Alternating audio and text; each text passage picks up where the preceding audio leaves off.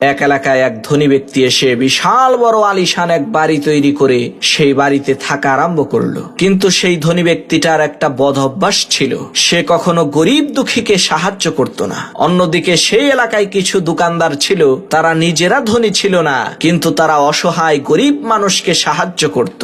যেমন এক কসাই ছিল, সে গরিব অসহায় লোককে ফ্রিতে গোশত দিত। এক মুদির দোকানদার ছিল, সে প্রত্যেক মাসে কিছু অসহায় লোকের বাড়িতে চাল ডাল তরু তরকারি দিয়ে আসতো।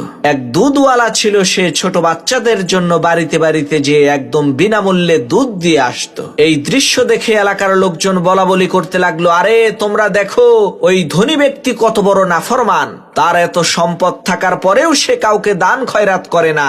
আর এই দোকানদাররা সারাদিন ঘাম ঝরানো এত পরিশ্রম করার পরেও অসহায় গরিব মানুষকে কত সাহায্য করে, এরাই তো প্রকৃত ধনী। এইভাবে কিছুদিন চলার পর এলাকার সমস্ত লোকজন ওই ধনী ব্যক্তির সাথে তারা তাদের সম্পর্ক ছিন্ন করলো। যখন সেই ধনী ব্যক্তিটি মারা গেল, তখন সেই এলাকার কেউ তার জানাজায় শরীক হলো না। পরের দিন যখন এক গরিব লোক কসাইয়ের দোকানে গোশত চাইলো, তখন কসাই বিনামূল্যে গোশত দিতে অস্বীকৃতি জানালো। দুধওয়ালাও তার দুধ ফ্রিতে দেওয়া বন্ধ করে দিল। মুদির দোকানদারও তার দোকানের সদাই কাউকে আর বিনামূল্যে দিল না।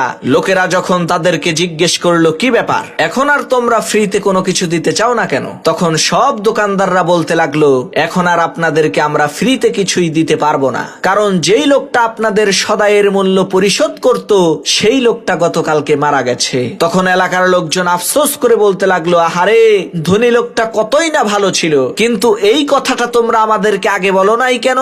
তখন দোকানদাররা বলতে লাগলো, সেই ধনী ব্যক্তি আমাদেরকে নিষেধ করেছিল, কেননা আল্লাহর নবী বলেছেন, তোমরা এমন ভাবে দান খয়রাত করো, ডান হাতে দিলে যাতে বাম হাতে টের না পায়।